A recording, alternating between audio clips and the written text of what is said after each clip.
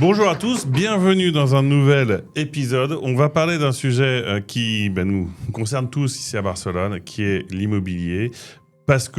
En partie parce que on a tous besoin de se loger, puis aussi parce qu'en ce moment à Barcelone, en Espagne, c'est un sujet qui est un peu brûlant, notamment parce que beaucoup de gens s'installent à Barcelone et qu'il y a plein de sujets de tension. Donc on va essayer de remettre un peu en perspective en donnant quelques conseils pour bien acheter à Barcelone et puis quelques idées de où acheter. Et pour ça, qui d'autre que Arad Edrelavi pour venir nous éclairer. Arad, tu habites à Barcelone depuis 2004 et depuis 2013, tu es promoteur, je ne sais pas si c'est le terme qu'il faut utiliser, mais tu travailles dans le monde de l'immobilier avec plus de 400 projets d'appartements. Du coup, je pense que tu es la bonne personne pour nous dire aujourd'hui, à Barcelone, dans quel état se trouve le marché, et si on a un projet d'achat, qu'est-ce qu'il faut avoir en tête et qu'est-ce qu'il faut surtout éviter de faire pour pas avoir de mauvaises surprises. Donc, merci beaucoup d'abord pour m'inviter et ravi d'être là avec toi, Guillaume. Donc, nous sommes, promoteurs, marchands des biens et también local service provider. On a démarré 2013-2014. Avant, j'ai travaillé pendant longtemps dans le secteur de high-tech et real estate immobilier, c'était ma passion. Donc, en fait, on a fait à peu près 30 000 mètres paquets dans Barcelone et ça fait beaucoup d'expérience qu'on a gagné. End-to-end solution, one-stop shop. Pour répondre à ta question, moi je crois que Barcelone, c'est un phénomène assez intéressant parce qu'à la fois il y a la demande locale qui est très forte et très solide. Les gens, ils ont nécessité pour vivre. Il y a le divorce, il y a l'héritage. Et après, c'est vrai que depuis 2004, quand je suis arrivé ici avec ma femme, je vois qu'il y a beaucoup plus de Français, beaucoup plus d'Allemands, beaucoup plus d'Italiens, beaucoup de gens qui veulent vivre le lifestyle de Barcelone. Je pense que c'est un très bon moment d'acheter. D'abord parce que l'argent est pas cher.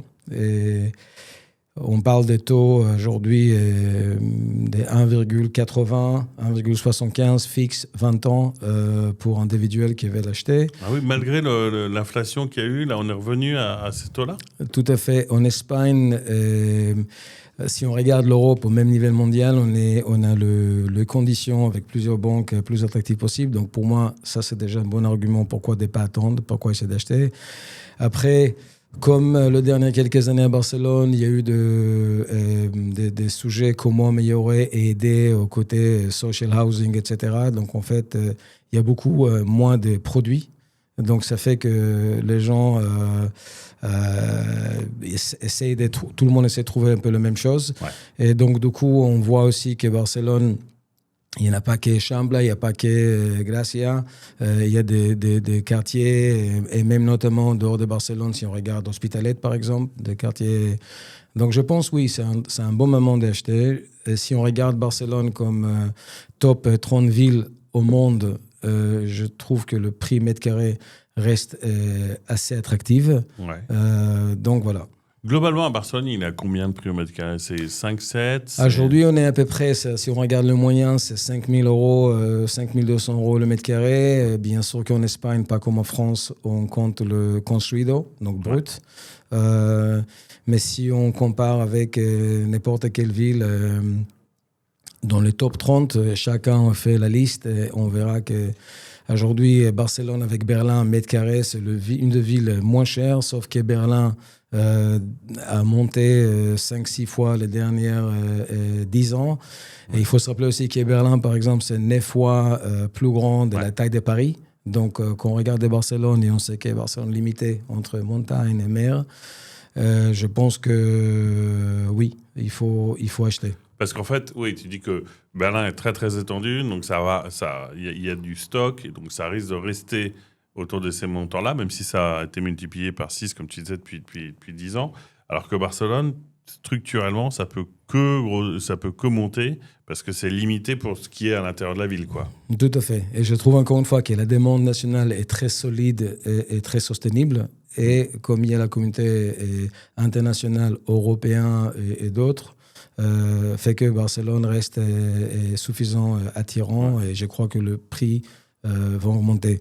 Il y a un autre sujet que les salaires à la fois n'est pas aussi élevé et fait qu'il faut sortir parfois de la ville ou avoir des petites surfaces, c'est qu'on connaît déjà à Paris et qu'ici, pas encore. Pas encore, ouais. Et si on parle plutôt de la communauté des étrangers, parce que on parle en français, les gens qui regardent sont plutôt des Français qui viennent de s'installer, qui généralement, en fait, sont un peu, ce que moi je vois, c'est qu'on a tendance à arriver, nous, en tant qu'internationaux, on arrive à Barcelone, on passe quelques années, on loue, c'est devenu de plus en plus difficile de louer, avec toutes ces histoires de baux de 11 mois qui changent la régulation des appartements touristiques. Puis à un moment donné, soit parce que le rapport entre ce que tu payes en loyer et ce que tu paierais en remboursement d'emprunt est plus favorable au remboursement d'emprunt, on se dit, je vais rester à Barcelone plus longtemps que les 2-3 ans que j'avais en tête. J'imagine que tu as dû passer par là, te dire, on vient, on voit ce que ça donne, on reste 2 ans, puis 20 ans plus tard, tu te dis, qu'est-ce qui s'est passé? Je suis resté. Et donc, on se dit, il faut que j'achète. Là, j'ai envie de parler des erreurs. C'est quoi les erreurs que tu vois chez les gens plutôt communauté internationale qui veulent acheter, parce que je pense que les locaux ont peut-être d'autres réseaux de connaissances qui peuvent les aider. Les 3-4 vraiment grosses bêtises à essayer d'éviter au maximum. Alors d'abord, c'est une très bonne observation. Je pense que autant des Français, on a toujours un peu pas la naïveté et l'arrogance. On arrive ici, on croit qu'on est en France et nous ne sommes pas en France. Il y a une autre règle, une autre méthode. Donc parfois, ça arrive que les amis me disent dans une soirée qu'ils ont signé un AR ou un ARAS et ils ne comprennent pas parfaitement qu'est-ce que ça veut dire. Est-ce que les propriétaires, c'est les vrais propriétaires? Est-ce qu'ils ont checké d'abord qu'il y a dette, pas dette, etc. Donc je pense qu'il faut vraiment prendre les avocats.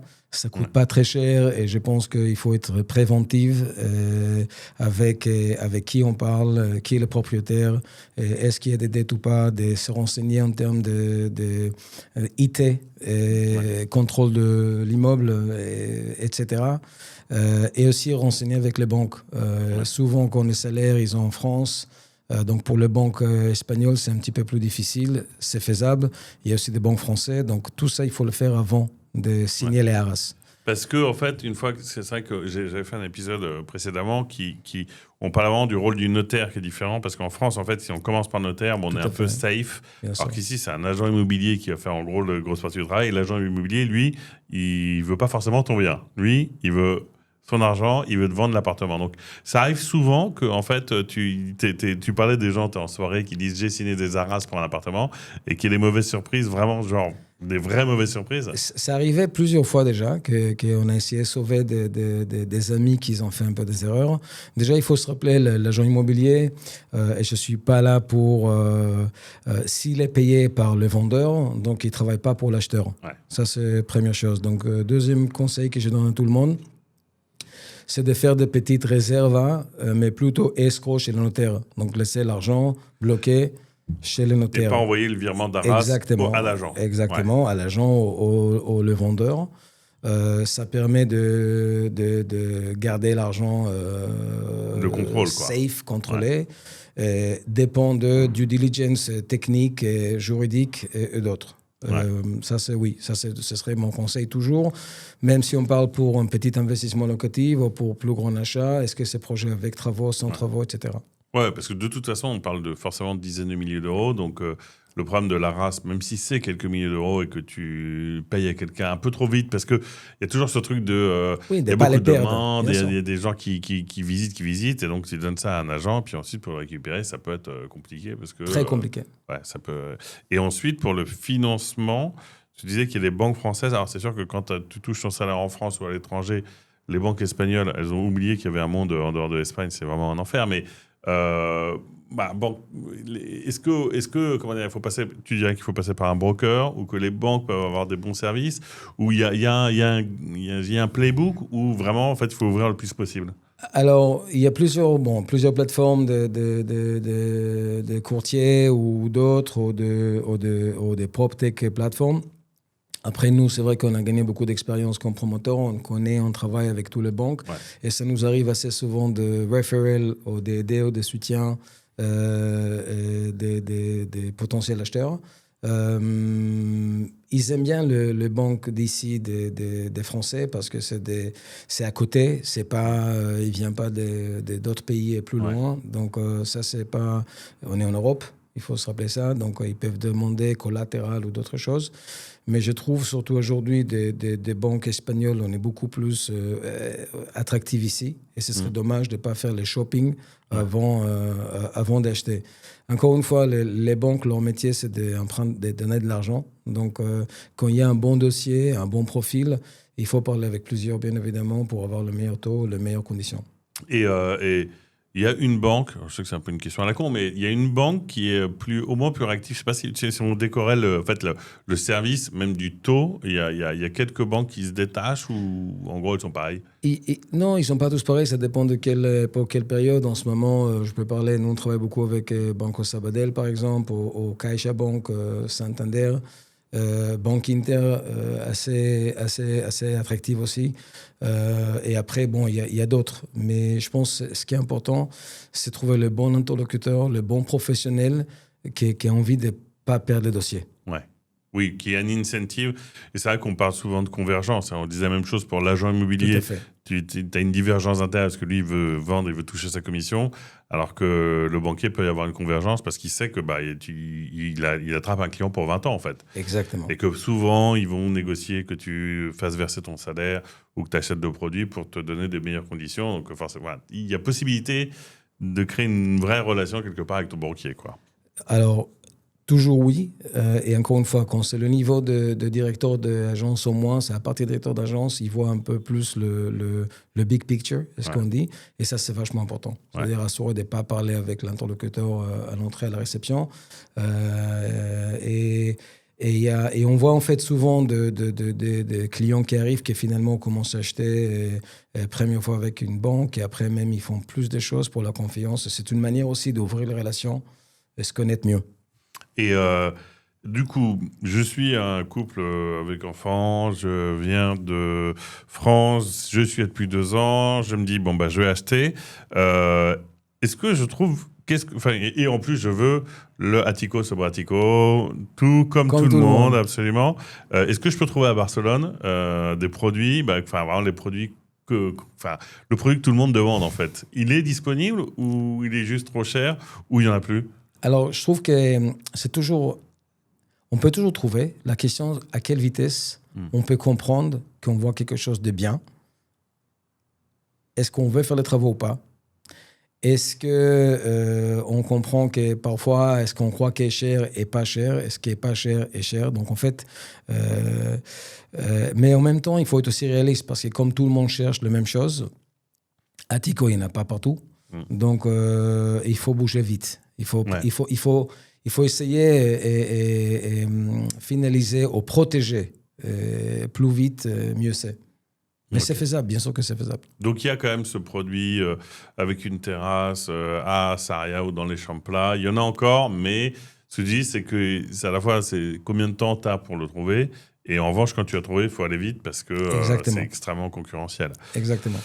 Et puis tu m'as parlé aussi, parce qu'on parle de Barcelone, mais d'alternatives à Barcelone, parce qu'effectivement, moi, j'habite dans Gracia, je suis vraiment le portrait typique, et j'habite dans Gracia. Il n'y a rien qui ressemble à l'appartement que j'ai en location exactement, ou alors il y a des travaux, ou alors il y a des risques. Et puis, on peut aussi décider de partir en dehors de Barcelone, où il y a à la fois plus de diversité, j'imagine, et en même temps, on est très connecté à la ville. Enfin, c'est l'occasion. Moi, je n'ai vécu qu'en ville de toute ma vie. Et à Barcelone, je me dis, avec le ferrocarril, Sant Cugat, Sabadell, il y a des villes. Et toi, tu m'as parlé d'une ville dans laquelle tu as... Donc, tu dis, c'est les Hidden Gems de Barcelone. C'est Bellaterra. Et c'est quoi, c'est quoi un peu le constat que tu fais de dire, des gens comme moi, ils vont peut-être avoir à sortir de la ville parce qu'ils ne trouvent pas ce qu'ils veulent, et puis famille, et puis pour aussi un changement de lifestyle. Comment tu as découvert cette... Enfin, déjà, vu que tu as depuis 20 ans, tu connais toutes les villes, l'Hospitalet, Cornellà, Sant Cugat. Bellaterra, tu es tombé dessus comment? Donc, complètement par hasard, mais avant de parler de Bellaterra, je pense que ce qui est important, comme on a dit tout à l'heure, que Barcelone est limité par la montagne et la mer. Donc, et que tout le monde veut à peu près Eixample, Gracia et San Gervasi, et voilà. Donc, en fait, grosso modo, on veut tous la même chose. Donc, bien évidemment, les prix ont augmenté. Donc, on parle de value for money.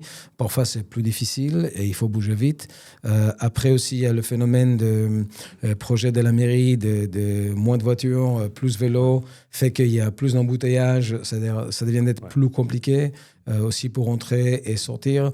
Donc, on voit le phénomène que beaucoup de gens cherchent quelque chose ailleurs qui permet de garder des qualités de vie mieux. Donc, Sant Cugat, c'est un très bon exemple où, depuis bien longtemps, se positionne comme alternative avec des villes plus petites, safe, avec des très bonnes écoles et reste très proche à Barcelone. Mais quand même assez connecté, même si c'est de l'autre côté de la montagne, c'est quoi, c'est 25-30 minutes? C'est 25-30 minutes et après avec Ferrocarril qui va... D'ailleurs, il y a le SAD qui le campus est là-bas et il y a beaucoup de monde qui font l'aller-retour tous les jours. Donc, je trouve que c'est assez intéressant. Il y a aussi Maresma, il y a le côté de Castelldefels, Sitges, qui aiment la mer. Et Bellaterra, en fait, nous, il y a à peu près plus de 2 ans, on voulait sortir un peu de la ville. On a fait beaucoup de projets dans la ville. Il y avait Calle Plateau, il y avait Paseo San Juan, et Mallorca, Sicilia, Provenza, Péril, et Saragossa aussi, Saragossa. Donc on a fait beaucoup de choses dans la ville et c'est vrai qu'à l'époque on voulait un peu sortir de la ville et j'aime les verts, j'aime la verdure et Bellaterra, donc pour ceux qui ne connaissent pas et apparemment beaucoup de gens ne connaissent pas, non seulement comité français mais même des Catalans d'ici, assez étrange, c'est 30 minutes de Barcelone, depuis Barcelone, 7 minutes depuis Sant Cugat. Donc, il n'y a que 800 familles. C'est un peu l'extension de Sant Cugat. Et historiquement, un peu la bourgeoisie catalane, des très grandes maisons. Le week-end, il y a 30 ans, 40 ans, ils ont passé même leurs vacances. C'est-à-dire qu'ils vivaient à Barcelone et ils allaient à Bellaterra pour passer les vacances le week-end. Exactement, il y a 30 ans, 40 ans, c'était un peu le... Et aujourd'hui, on trouve une qualité de vie extraordinaire, très vert, à côté de la forêt. Et à côté de la UAB, Université Abierta de Barcelone. Bref, des clubs de tennis, des très bons restaurants. Donc, en fait, je suis allé un peu par hasard, curiosité. Et je suis tombé amoureux de lifestyle, des vélos, des coureurs, des chiens. Se promener avec les chiens. Donc, voilà. Donc, et donc, on a construit un projet et 2 types de projets, des appartements, 11 appartements et de 9 semi-detached houses, de maisons de 300 mètres carrés avec piscine privée, jardin privé, parking privé. Mais voilà, on est aujourd'hui 35-40% moins cher par rapport à Sant Cugat. Sant Cugat aujourd'hui, comme Barcelone, souffre de manque de produits, surtout dans le neuf. Il y a beaucoup de gens qui souhaitent le neuf pour normes, pour le ISO, pour plein de raisons, pour le financement, la tranquillité. Et donc, voilà. J'ai tombé dessus et c'est vrai que l'une des raisons pour laquelle on ne veut pas forcément quitter la ville, c'est la connexion avec le centre-ville parce que notre centre d'intérêt économique, c'est quand même Barcelone. Et puis la vie locale, parce qu'il y a aussi un peu l'idée de devoir prendre sa voiture pour faire tout ce qu'on a à faire.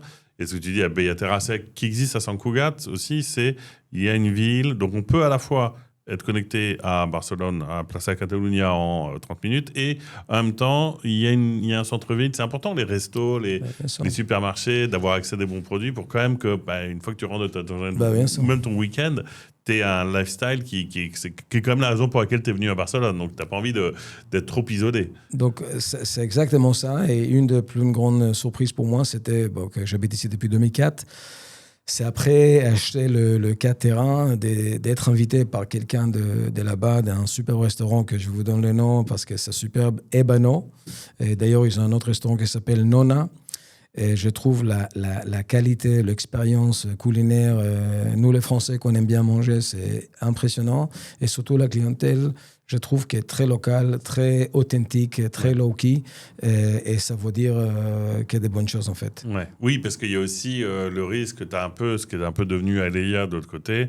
Il y a encore ce truc très... J'étais week-end, il y a encore ce truc très authentique, mais dans toutes les maisons qui sont autour, il y a quasiment plus de Catalans. Donc, c'est bien quand ça respecte. Alors, Exactement. on dit on est des Français, on va venir envahir Bellaterra. Mais bon, il y a quand même encore toutes ces familles, et donc on est dans un univers assez authentique, quoi.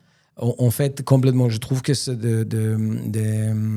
reste comme le petit secret des gens d'ici, dans le bon sens. Et pour moi, pas que pour moi, c'est l'extension de Sant Cugat. Quelqu'un m'avait dit la semaine dernière que c'est un peu le Pedralbes de Sant Cugat. Donc, c'est un peu le secret à côté d'eux. Donc, ce ne serait pas Sant Cugat 2. Mais il y a aussi un projet de connecter Bellaterra avec Sant Cugat parce que voilà. Et surtout, ce qui est important, c'est comme il y a de très bonnes écoles, donc en fait, il y a beaucoup de gens qui habitent ici depuis toujours et pour toujours. Ouais. Et est-ce qu'on voit qu'ils commencent à avoir des Français ou d'internationaux, parce qu'il y a beaucoup de sociétés à côté, il y a HP, et il y a des écoles internationales, il y a... Ouais, c'est dans toute cette zone où de toute façon il y a toutes les écoles internationales. On s'appelle Lavallès, et Cerdagnola, qui est une petite ville aussi à côté, qui est très sympa. Il y a des festivals de jazz, festivals de blues, et c'est vrai que c'est une belle découverte, même pour moi qui j'habite ici depuis 2004. Ouais, c'est incroyable de le découvrir après toutes ces années, mais il y a un truc qui est effectivement important, c'est que je sais qu'il y a l'UAB, parce qu'on a une filleule de ma femme qui passe ses études, et pour qui, c'est quand même la porte à côté. Ça reprend le truc qu'on adore à Barcelone, c'est tu fais un quart d'heure de voiture et t'es dans la nature, et tu peux avoir ça tous les jours, quoi.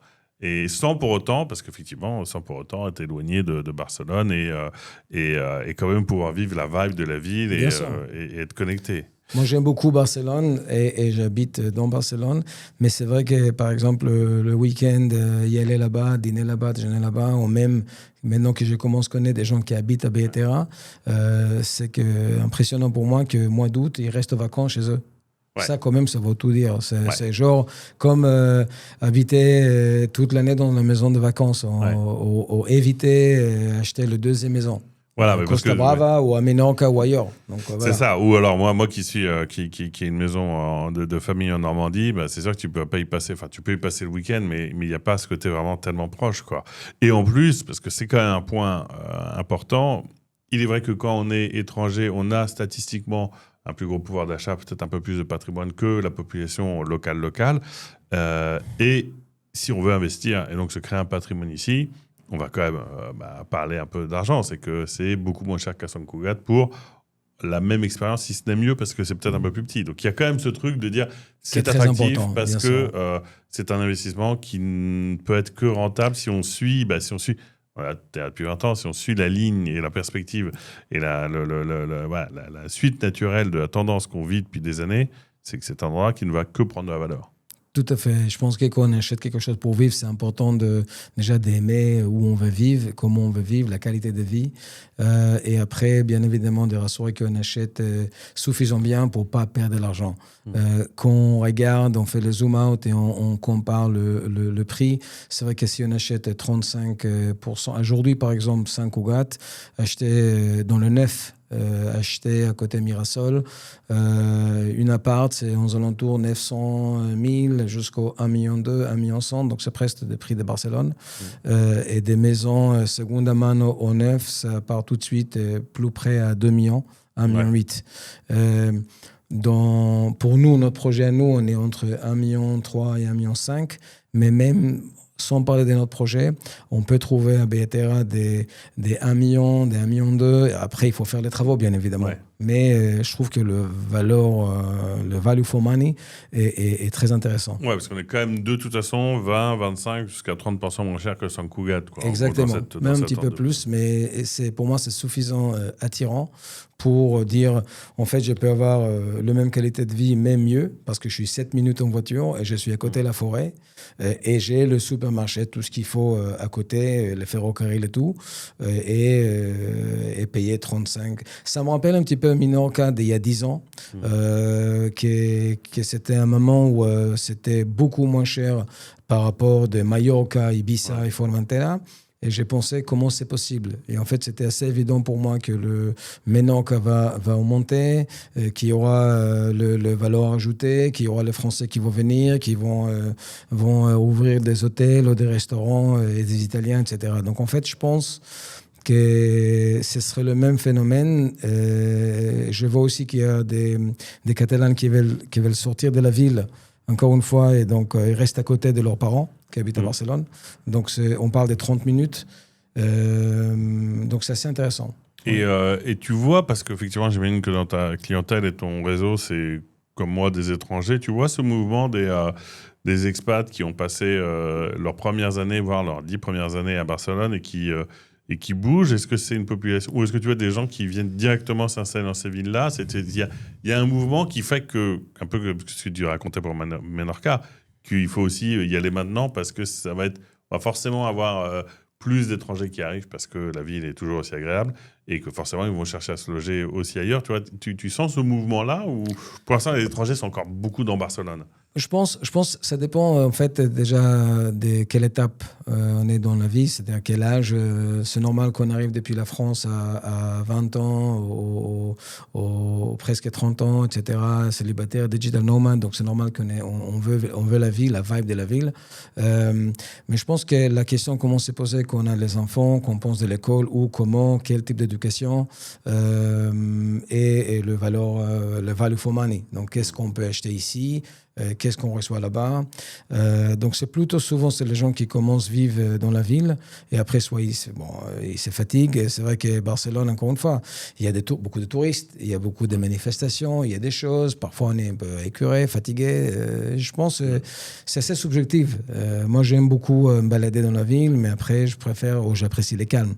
Ouais. Et donc forcément pour cette population-là, c'est une des solutions pour, encore une fois, ce qu'on dit, on vit toujours dans Barcelone, on n'est pas éloigné, mais on est dans un environnement où il y a moins le bruit de la circulation, parce que c'est quand même une ville très bruyante, Barcelone. Exactement. Et, un peu où qu'on soit, hein, même à Pedralbes, il y a quand même toujours du bruit. Là, on est dans de la verdure à côté de la forêt. Et encore une fois, on est toujours quelque part dans Barcelone puisque c'est directement par la Exactement.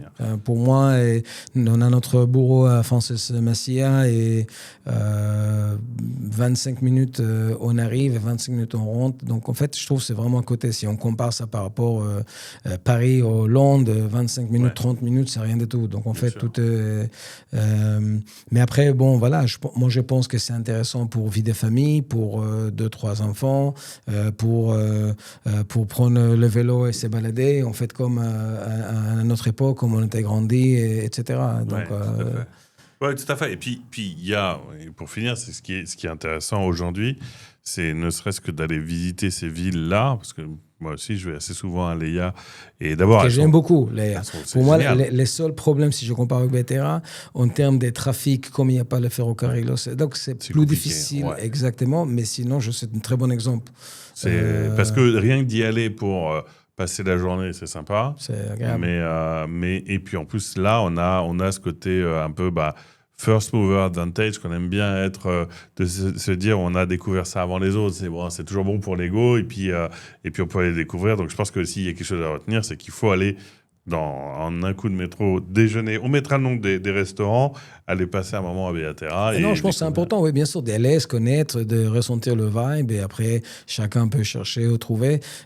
J'étais impressionné, bon, je vais pas mentionner mon nom, mais un des soirées de French Tech, je crois qu'il y a 2 ans, quelqu'un qui a commencé à me parler de Beaterra, qu'il a acheté là-bas, qu'il est très content là-bas, qu'il vit là-bas. Donc, en fait, apparemment, je n'étais pas le premier d'avoir cette vision. Donc voilà, c'est ça qui est intéressant. Exactement. Oui, on le connaît bien. C'était le premier invité de ma série de podcasts. Donc, excellent. oui, non, mais on va. Génial. Il viendra sans doute en reparler. Merci beaucoup, Arad. Moi, ça m'a donné envie d'y aller, donc on va arrêter l'enregistrement et on part à Beaterra. Merci beaucoup, Guillaume. À bientôt. Merci, à bientôt. Ciao. Ciao.